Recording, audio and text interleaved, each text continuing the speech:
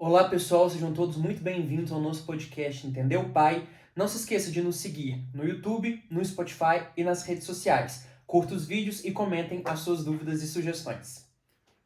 Depois de um longo e tenebroso inverno, começamos a segunda temporada. Segunda temporada, Entendeu, Pai? Vamos falar de que agora, Mateus? Você lembra que no nosso último episódio, nós matamos o coitado Davi. Quer dizer, lembrar eu não lembro não, mas eu tô ligado. Davi morreu.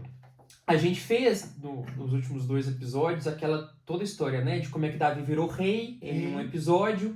E depois um pouco do reinado do Davi. A gente lembra que teve altos e baixos. Estou vendo a história de Davi no Prime Video. Tá tendo uma série legal, agora. Muito legal. Eu ainda não vi, mas já me falaram que a série tem coisas de acordo, tem coisas Como eu não mais sei liberdade nada, eu tô artística, mas realmente tem muitas obras cinematográficas sobre o período. Um dos períodos mais comentados da Bíblia, que nem a gente vem falando, que a gente está focando por enquanto nas partes mais narrativas da Bíblia, ou seja, nas histórias da Bíblia. Eu tô melhor do que quando eu comecei. Então já tô começando a saber até o nome dos profetas. Situar ali mais ou Davi menos. tem a ver com o profeta Samuel. No início do reinado dele, sim. E na segunda metade, na transição para o rei que nós vamos tratar hoje, já é um outro profeta, o profeta Natã, que é o que mais fala com os reis. Ah, boa. Então já tô com uns 4 ou 5 profetas na cabeça. Já. Mas que nem a gente estava falando, a gente falou como o povo, que depois de sair do Egito, fica um tempo no deserto, entra na Terra Prometida, luta contra todos os povos, era uma confederação de várias tribos e é unificada num reino. Então nós estamos num momento histórico do que a gente chama de o Reino Unido, de quando havia um único reino de Israel. Sim. Lembra, Saul foi o primeiro rei, depois o rei Davi, e hoje nós vamos falar sobre o terceiro rei desse reino unido de Israel, o reino que engloba todas as tribos. As 12 tribos. Todas as 12 tribos, que é o filho e sucessor imediato do Davi, que é o rei Salomão. Você tá brincando? Famoso rei Salomão. Salomão é filho de Davi? Filho de Davi lembrando, não apenas filho de Davi, mas filho de Davi com a Batseba, que era aquele caso em que Davi dormiu com uma mulher de um dos soldados dele, depois mandou matar esse soldado para poder ficar com a mulher, perdeu o primeiro filho que teve com ela como um castigo divino, e era a mulher que ele era mais apaixonado das várias mulheres que Davi tinha. Eu tô na série com ele apaixonado pela filha do Saul. Foi a primeira mulher dele, a Mical. Isso. Tô aí. Depois ele teve outra, ele teve Abigail, ele teve outras mulheres, mas a que ele mais foi apaixonado, e a mulher a quem ele prometeu que ele ia designar o filho deles como sucessor do trono, não havia clareza de uma lei sucessória. Tinha que ser o mais velho. Como a gente tem nas monarquias europeias, por exemplo. Né? Que é porque, como o rei é polígamo, o rei tem várias mulheres. Primeiro qual? O primeiro de todos que nasceu, o primeiro de nasceu da favorita, o primeiro da oficial. Então, assim, existe uma liberdade nesse início. E o rei que escolhe? Do rei designar um sucessor. Ok. E ele realmente promete para Batseba. Mas ele teve outros filhos, além de Salomão. Vários filhos. Então Salomão não era o mais velho. Não era o mais velho. E a gente também falou nos episódios de Davi sobre algumas rebeliões desses filhos. De como Absalão tentou tomar o trono do pai, com ele ainda no auge do poder dele. E nós falamos brevemente de que um dos filhos do Davi também tentou forçar um golpe de Estado para que ele fosse o sucessor. E não deu certo. Então ficou o Salomão como sucessor, mas nesse meio, assim, brigado com vários irmãos não contentes de que seja ele o sucessor. Você fala os filhos. Os outros filhos do Davi. Ah, ok. Porque o Davi era um filho bastardo. O Davi, ele não vem de uma linhagem real. Ele vem lá de Belém, quando o profeta Samuel escolhe ele, porque Deus arrependeu de fazer mas na série mostra que ele é um bastardo. Vamos ficar só na Bíblia. Viajei na maionese? Vamos ficar só na Bíblia. Okay. Então, na Bíblia, ele é o mais novo de todos os filhos de Jessé. Isso. E vira rei. E aí inaugura uma nova dinastia, né? A casa de Davi, uma nova casa real. Por que a estrela de Davi é tão representativa para o A judeu? estrela de Davi é um símbolo, um dos símbolos mais famosos do judaísmo, É. que forma aquela estrela, né?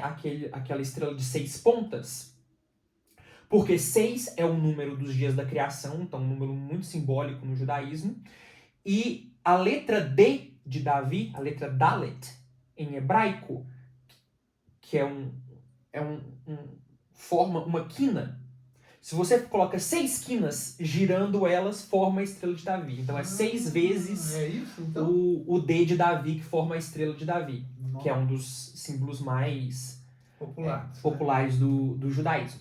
Então lembrando, o Davi que cria essa casa real nova, tem vários filhos, escolhe um, isso não deixa os outros filhos muito satisfeitos. Um deles, o Adonias, tenta até um golpe de estado, alia com o exército, porque aparentemente o exército encarava o Salomão como um príncipe herdeiro pró-paz e não pró-guerra. Lembrando que o rei Davi era um rei guerreiro, né? Um rei que conquistou muitos territórios. Quando Davi assume, o reino de Israel está unido?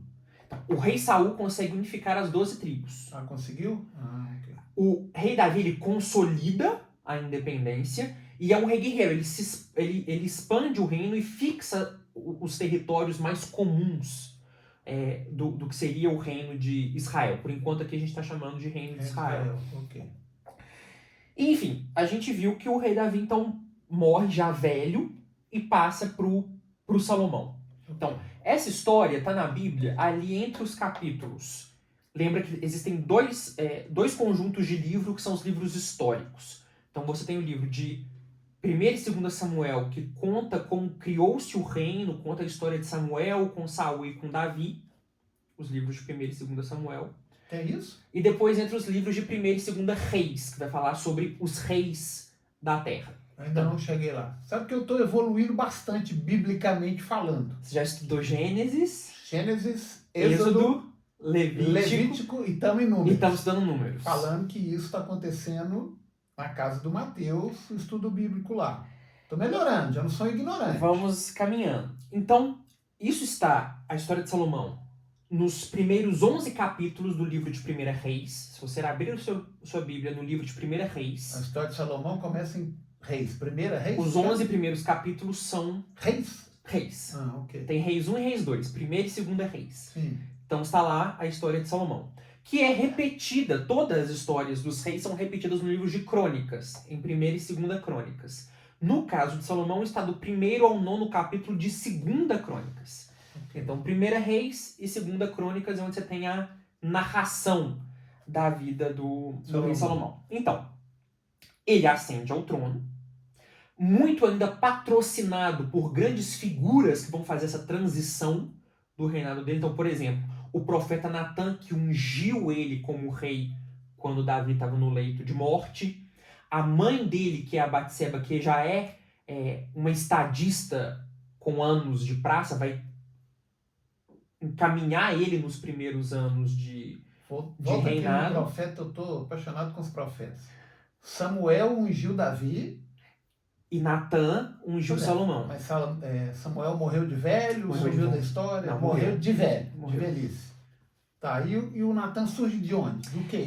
O que acontece? Os profetas nessas épocas, eles funcionam ao mesmo tempo como um conselheiro do rei, mas também como um puxador de orelha do rei. Então o profeta é o cara que está lá na corte e ajuda, né, a identificar qual que é a vontade de Deus nos caminhos, mas é também o cara que dá as broncas e os castigos quando é necessário. Foi o profeta Natan que virou para Davi e puxou a orelha dele quando ele teve o caso do adultério com a Batseba e com o assassinato do pobre Davi Urias. Pegou os dois, pegou Samuel e pegou Natan. E você vai ver que quando o profeta Samuel sumir, também vai aparecer um outro. Ou seja, existe uma sucessão de profetas para nunca Deus deixar de ter uma pessoa para poder dar a real para os reis. Então, o Natan orienta ele nos primeiros anos, a mãe, que é a Batseba, orienta ele nos primeiros anos. Inclusive, tem um capítulo famoso sobre como depois que ele virou rei, a mãe dele vai fazer um pedido oficial para ele, e ele manda colocar um trono para a mãe do lado do trono dele, e ele meio que entroniza a mãe do lado do trono dele, porque em Israel, como o rei é polígamo, ou seja, em tese tem várias mulheres que pretendiam ao título de rainha, quem recebia o título formal da corte de grande dama, ou gebirá, que seria a nossa rainha, são as rainhas mães. Porque o rei tem várias mulheres, mas ele só tem uma mãe. Então, quando você vai no livro de reis, sempre aparece o rei tal, filho de fulana de tal. Que é aquela fulana de tal que meio que é a grande dama da corte. Inclusive, esse é um dos vários motivos pelos quais os católicos atribuem o título de rainha para Nossa Senhora. Porque como Jesus é o Messias, é o rei da linhagem davídica, quem que seria a rainha dele? Seria a mãe, seria uma rainha-mãe. Então isso também acontece. E Salomão subiu do trono com que idade, mais ou menos? Novo, relativamente novo. Porque lembra que a gente fala que quando os reis maus reinam, a gente dá reinados curtos para eles, dá 2 anos, dá 4 anos, para mostrar que o reinado dele não é estável. E quando os grandes reis reinam, a gente sempre fala que ele reinou 40 anos. Tudo é 40. Tudo é 40. Por quê? É o espaço de uma geração, para dizer que ele reinou longamente, para que ele reinou estavelmente. Então se fala na Bíblia que Davi reinou 7 anos como rei só de Judá e mais 33 como rei de toda Israel, e portanto dá 40. Também fala que Salomão reinou 40 anos, nesse sentido de que foi um reinado longo e próspero. Sim. Então ele tem essas figuras. E logo após o primeiro evento do reinado dele que acontece, logo depois que ele assume, ele tem um sonho, ou ele tem uma visão. E na visão ele entra lá no tabernáculo, né? Ou seja, no templo itinerante que os judeus tinham antes de estabelecer um templo fixo, e Deus conversa com ele. E Deus fala com ele: eu gostava muito do seu pai, e prometi estabelecer o reino, né, a casa do seu pai longamente. Então eu vou te conceder um desejo. Então você pode me pedir o que você quiser, que eu vou te dar. Shazam? Gênio da lâmpada? Ele pergunta para o Salomão: o que você pode pedir o que você quiser de mim? Nossa, o que ele pediu? E aí Deus gosta da resposta dele. Porque ele fala assim: Senhor, eu sou tão jovem e inexperiente, e o Senhor me deu sim, o seu povo escolhido para tomar conta, que eu não sei o que fazer. Então me dá a sabedoria necessária para tomar conta do seu povo, para eu dar conta da missão que o Senhor me deu. Por isso ele é o homem mais sábio do mundo? E Deus vira para ele e fala: você poderia ter me pedido uma vida longa, eu te daria. Você poderia ter me pedido riquezas, eu te daria. Você poderia ter me pedido a vida dos seus inimigos e as vitórias nas batalhas que eu te daria. Mas como você pediu sabedoria, que é a coisa mais preciosa que eu tenho, eu vou te dar isso e todas essas outras coisas também. Então ele sai. Eu na Mega Sena. Ele sai empoderado do. Mas ele que disse isso. Do sonho. Então, realmente, depois desse sonho, a gente tem dois grandes blocos sobre a vida de Salomão. Um em que dá tudo certo e depois a gente vai ladeira abaixo. Então, por enquanto, a gente está na fase boa. Ele fez um super pedido, Deus atendeu ele no que ele pediu e mais ainda, e a Bíblia começa a falar como que esse pedido deu certo. Então, a Bíblia vai falar, né, que ele vai ser um grande sábio. Então, logo depois que termina esse sonho, em Reis conta o mais famoso caso dele aplicando essa sabedoria. Você já deve ter escutado esse caso. Os reis de Israel, na época, também julgavam, né, tinham um papel de juízes do povo. E um dia ele está julgando os casos na corte e vem 2 prostitutas para ele. Chega 2 prostitutas com um menino recém-nascido. E uma começa a acusar a outra.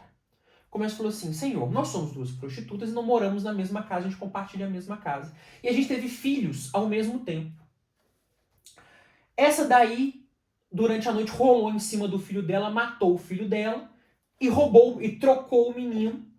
Falando que é meu. E ela falou: não, esse menino aqui é o meu mesmo, ela matou o filho dele e agora quer roubar o meu. E as 2 ficaram numa rinha. De quem que é o filho? De quem que é o filho. Que sobreviveu. E a corte toda, tipo assim, como é que se resolve isso? Não se resolve. DNA. O menino não tem exame de DNA, todo menino tem cara de joelho, não tem como saber de quem que é. Ninguém sabe quem que é o pai, que são 2 prostitutas. Se eu soubesse quem que era o pai, ainda tinha uma questão jurídica aí, mas não tem. E todo mundo fala: esse é um caso impossível. Salomão resolve. E aí Salomão falou: muito bem. Se as 2 pedem pelo menino e não tem como saber de quem que é o menino, é muito simples. Soldado, corta o menino no meio da metade do menino para cada uma. Uma mulher fica feliz. Beleza, eu aceito. A outra se joga chorando em cima do menino e fala, não, de jeito nenhum, dá pra ela. Não tem problema, eu fico sendo um menino, etc, etc. Ele fala, muito bem. Ela é a mãe. E aí, a fama dele corre o mundo como um rei muito sábio. E isso, na verdade, é um caso modelo, ou seja, é um caso exemplo para falar de várias outras situações em que ele foi uma pessoa muito sábia. Ele é tão sábio que outros reis de outros reinos ficam, assim, admirados. Conta-se que a rainha de Sabá, também uma personagem famosa, a rainha de Sabá, escutou da sabedoria do rei Salomão e viajou desde o reino dela em Sabá para visitar o rei Salomão e conhecer que... Onde é Sabá? Não se sabe exatamente. A gente tem duas hipóteses. Uma de que seria a Etiópia, ao sul do Egito, o reino da época que seria ao sul do Egito, que hoje é a Etiópia, ou no sul da Arábia, onde hoje é o Iêmen.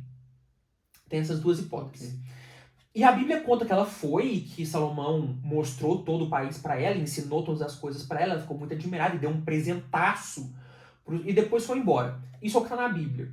Se você pega a tradição cristã, judaico-cristã, que está na Etiópia, eles têm um restinho da história. Eles ainda falam que o rei Salomão e o rei de Sabá tiveram um caso e tiveram um filho. Inclusive, houve uma dinastia de reis da Etiópia que se chamavam de a dinastia salomônica, como se eles fossem os descendentes de Salomão e da rainha de Sabá. Mas isso não está na Bíblia. Okay. Fato é que ele aplica essa sabedoria ao governo. E o governo dá muito certo. Então ele é considerado como uma pessoa muito rica e que estabeleceu as bases da prosperidade de Israel não na guerra, como era com Saul e com Davi, mas pelo comércio. E pelo comércio através da paz. Ele começou a fazer tratados de diplomacia com todos os povos da região e trazendo, né, as especiarias, as mercadorias, etc, etc. Israel todo unificada. Toda unificada. E lembrando que Israel está numa posição geográfica extremamente privilegiada, porque se você sai da África, você entra em Israel. Se você vem da Ásia indo para a Europa, você passa por Israel. Se você vai da Europa em caravana para a Ásia, você passa. Então, ele virou um hub portuário comercial. Tinha que passar por ali. E isso dá muito certo. Então, ele paz, prosperidade, muita riqueza. Fala que os outros reis menores prestavam vassalagem, né, pagavam tributos para ele. Então, considerando os reinos vassalos, ele conseguia ter a fronteira dele no Egito e a outra fronteira no norte lá no Eufrates, ou seja, uma área extremamente expressiva para os padrões de Israel, que é muito menor. Então aí a gente sempre tá no pico. Tanto é que quando Jesus vai fazer a parábola do olhai os lírios dos campos, ele fala, nem Salomão em toda a sua glória se vestiu como ele. Ou seja, na mentalidade do povo, Salomão é o ápice que Israel já chegou na história. É o ápice da expansão territorial, é o ápice da riqueza, do respeito internacional. Então, a melhor fase de Israel é o auge do reinado de Salomão. Boa. Só que aí a gente começa a descer a serra. O que ele fez? Por quê? Essas promessas de Deus, essas coisas de Deus, está sempre no condicional. Então, assim, se você respeitar os meus mandamentos e ser fiel a mim... Saúl dançou por causa disso. Exatamente. Tô bem demais. E às vezes que Davi também levou umas lapadas, também foi por causa disso. Davi era da pá virada, não assim, né? E aí você vai ver que o filho puxa o pai. Tá aqui. Então, o último grande feito que Salomão faz nesse período de auge ele constrói o templo de Salomão, o primeiro templo. Ou seja, o que antes era um tabernáculo, ou seja, um santuário móvel que caminhava no deserto e depois entre as cidades, vai se estabelecer num lugar fixo. O primeiro templo, então, foi o Templo de Salomão. O Templo de Salomão. Isso é em Jerusalém. Em Jerusalém. E aqui a gente está falando mais ou menos do ano 980, 960 a.C. Então... que é onde hoje... Então, hoje tem o Muro das Lamentações. Hoje é a parede que sobrou do segundo templo, da reconstrução desse templo. Esse primeiro não sobrou nada. Nada. Okay. Então vamos lá. Então, o muro tá ali. E é no mesmo lugar que tem onde hoje tem a mesquita, o Domo da Rocha. É ali. Então, segundo os judeus. Eu nunca fui em Israel, mas tem o Domo da Rocha e o muro tá do lado? É porque é um elevado, é um monte. Sim. Então ficava no cume do monte, né, a parte mais alta em relação à cidade. Sim. Ficava tanto que a gente chama de a cidade de Davi, a cidadela de Davi, né, a fortaleza onde os reis moravam, quanto o templo. Ficava nessa parte elevada. Okay. Então, ele constrói o primeiro templo. Lembrando que Davi tentou construir um templo e Deus falou com ele, não, você é um guerreiro. Sua tarefa é lutar a guerra. O seu filho, que vai ser um homem de paz, vai ter a tranquilidade de construir o meu templo como deve ser. Deus falou isso para Davi? Então, assim, ele construiu assim, no ápice da suntuosidade. Pensa, Israel está no auge do luxo, no auge do... Então fala que ele trouxe os cedros do Líbano, ele trouxe... Imagina naquela época, né? Então, o ápice do ápice, beleza. E a única coisa que sobrou foi o muro. Do segundo tempo, mas a gente vai chegar lá. Desculpa. A gente vai chegar lá. Então, assim, lembra que as promessas de Deus estão sempre nessa condicional. Se você fizer tudo como eu tô te falando, vai dar bom. Se não, vai dar mal. Uma das coisas que Deus... Se você passar de ano, você ganha o brinquedinho no Natal. Exatamente. Quase isso. Lembra da Torá? Sim. Os 5 primeiros livros, a lei de Moisés? O Testamento. Em Deuteronômio 17, que é o 5º livro, que nós estamos quase lá, quando a gente terminar números, a gente vai chegar em Deuteronômio. É um nome difícil, Deuteronômio. Em Deuteronômio, capítulo 17, existe um capítulo inteiro falando o que os reis, quando o povo tiver reis, o que os reis não devem fazer. E fala que o rei não deve ter muitas mulheres, porque isso vai causar confusão e cada mulher vai puxar para um lado. Fala que os reis não devem se colocar muito luxo, porque no luxo extremo você esquece que é Deus que te dá o pão de cada dia, então você pode ser muito soberbo se tiver muito luxo. Fala, é irônico para a época, né? Fala que você não pode ter muitos cavalos. Aí se você lê na Bíblia, você fala assim, qual que é o problema de ter cavalo? Cavalo naquela época significa ter cavalaria de guerra. Ou seja, não confia que é o exército que vai ganhar suas batalhas. Confia em Deus. E vai falando... Saul ganhava as batalhas com muito menos gente. Com muito menos gente. Inimigo, era Deus. Era Deus.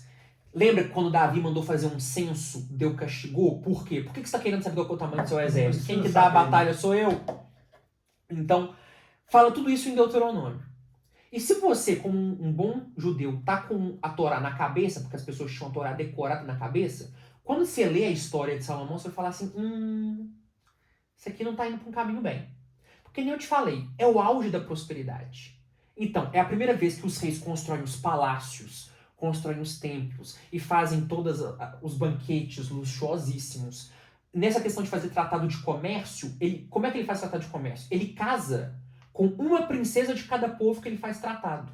Então a Bíblia fala que ele teve 300 esposas oficiais e 700 concubinas, 700 mulheres no harém do rei. Não vou nem fazer conta. Cada 3 anos... Vai ter dia cada 3 anos ele veio. Quantos anos ele viveu? Então, ele tem muitas mulheres. E como ele faz tratados de paz e comércio, o que a caravana que vem trazendo comércio quer fazer em Israel? Quer ter o direito de adorar o seu próprio Deus enquanto está fazendo o comércio. Então o que tinha nos tratados de comércio? O direito do povo fazer o seu altarzinho para o outro Deus. Baal, ou Astarote, ou os deuses egípcios, ou os deuses gregos, ou os deuses mesopotâmicos. E ele aceita. E quando ele casa com uma princesa de um outro povo, ela vem trazendo o quê? Os deuses do povo dela. Então elas começam a cultuar os outros deuses dentro do palácio. Pepino. E elas falam assim, ô marido, tô aqui fazendo minhas orações, faz minhas orações junto comigo. Eu falo, não, eu só adoro imagina 300 mulheres virando pra ele assim, faz as minhas orações junto comigo. Enchendo o saco dele.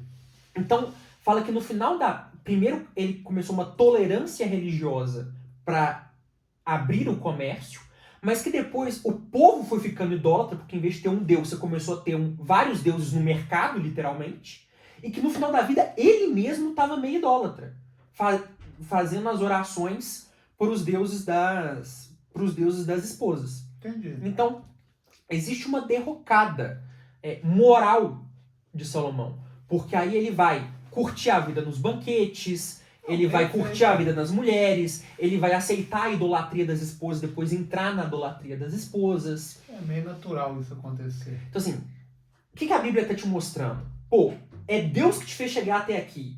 E por causa que você está aqui em cima, você esquece de Deus e deixa o negócio ir ladeira abaixo? Você vê que as mulheres estragam a vida dos homens, né? É uma coisa impressionante. Não, a culpa é dele. Mas A culpa é dele. Mas o que acontece? Rapaz. Então, assim, entendi. Mostra... Aí a derrocada chega. Aí fala o quê? Fala que ele fazendo essas grandes obras de construção para os palácios, para o templo, começa a estabelecer trabalho forçado, primeiro para os estrangeiros, depois para a parcela baixa do próprio povo. Trabalho forçado lembra o quê? Lembra o faraó no Egito. Esse povo fugiu de trabalho forçado no Egito. Você fala de mais impostos, fala que ele aumentou os impostos exponencialmente. Então, no final da vida, a administração do Salomão está uma administração tirânica. Sim. Israel está bombando, mas debaixo da chibata. Então acontece essa derrocada moral. E aí, nessa derrocada moral, vai surgir um outro profeta, depois que o Natan já tinha falecido, chamado profeta Aias. Aias? É um nome diferente. E o que acontece? Esse profeta fala duas coisas. Ele primeiro fala pro Salomão, fala assim, você sabe que você fez errado, você não quer se arrepender, Deus sabe o seu coração. Então assim, com você não vai acontecer nada, porque Deus gostava demais do seu pai. E Deus prometeu pro seu pai de que ele ia fazer, um reinado longo, que ia fazer tudo o que ia acontecer. Mas depois que você morrer, acabou. Esse trono aí não vai ser isso tudo não. E ele vira para um funcionário do Salomão, um cara chamado Jeroboão, e fala assim, se prepara, porque quando Salomão morrer, 10 tribos das 12 vão ficar com você. 10 das 12. Então, houve uma profecia de que o reino se separaria. O Salomão, que não é bobo, tenta matar o Jeroboão, porque não queria deixar que essa profecia se cumprisse. Pois é, mas não dá certo. É aquele negócio. Então, o cara nem acreditava mais nas profecias. Porque ele não ia conseguir matar o cara. Então, ele... E fala assim que no final da vida dele também esses reis vassalos começaram a se rebelar. Sim. Ou seja, mostra que no final da vida dele, foi o caos. O negócio já estava mais para lá do que para cá. Ele viveu muito? Lembrando que a expectativa de vida era baixa e que diz que ele reinou 40 anos, ele já assumiu homem feito, assim, então ele provavelmente morreu, o que para a época deveria ser uma velhice razoável. Então, só dando um pequeno vislumbre do que vai ser nossos próximos episódios, continuando a história desse reino, quando ele morre, o filho dele chamado Roboão, e aí os nomes começam porque tem um filho dele chamado Roboão e o outro cara chama Jeroboão. É meio confuso, mas... Roboão e Jeroboão. O Roboão assume o trono, em tese o reino ainda está unido, vai os líderes das tribos, vira para ele e fala assim, o jugo do seu pai era muito pesado. Libera um pouco. Nós que a gente fica com você, a gente... Casa de Davi na veia, mas alivia um pouquinho porque tá demais. Ele, que era um menino, príncipe, filho do criado, no auge do negócio, em vez de escutar os velhos, escuta os amiguinhos da corte da geração dele, fala que os velhos aconselharam ele a diminuir um pouco a onda, e os filhinhos falam, não, se você diminuir a onda, você vai parecer fraco. O seu pai que cobrou alto, eles obedeciam, por que eles não vão te obedecer? E ele fala, vocês estavam reclamando do meu pai? O meu mindinho é mais grosso que a coxa do meu pai. E se ele te assoltava com chicotes, eu vou te assoltar com escorpiões. E que deu um chilique lá, e o povo falou assim, beleza, então com você não. E aí se separa o reino. 10 tribos, as tribos do norte, vão ficar com Jeroboão. Isso vai fundar o reino de Israel, o reino do norte. Enfim. E vai sobrar embaixo Judá e Benjamim, que será o reino de Judá, de onde que virá o nome judeu. O nome judeu vem dos cidadãos do reino de Judá. Ficou embaixo só então... 2 tribos, Judá e Benjamim, o reino de Judá, e as outras 10 tribos do norte, um reino de Israel. Que obviamente estarão em guerra civil durante muito tempo, porque claro que o sul não vai aceitar que o norte se rebele. Mas eram os 10 contra os 2. Eram os 10 contra os 2. Então imagina também como é que foi a guerra. Então, a gente vai ver em alguns dos próximos episódios essas linhagens de reis nesse reino dividido. Mas a gente não pode deixar de falar, no caso de Salomão, dessa sabedoria dele, porque todos os livros de sabedoria do povo judeu, como a pessoa mais sábia da história foi Salomão, foram atribuídos a Salomão.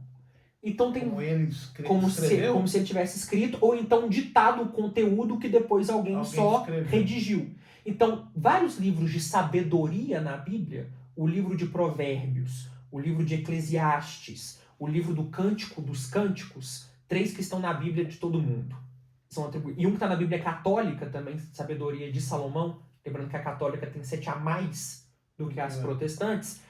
Todos esses livros falam que são escritos ou por ele. Então, no nosso próximo episódio, a gente vai mergulhar um pouco nessa parte, na parte da sabedoria de Salomão, agora que a vida dele, por enquanto, aqui para nós já encerrou. Ok, aprendi bastante sobre o filho de Davi. Perfeitamente. Então, pessoal, não nos deixe de acompanhar, nos acompanhe nos próximos episódios, onde a gente vai dar sequência a essa história. Curta o vídeo, se inscreva no nosso canal, nos siga no Spotify, no YouTube e nossas redes sociais. Envie para os seus amigos e comentem qualquer dúvidas e sugestões e nos vemos na próxima semana. Até a próxima.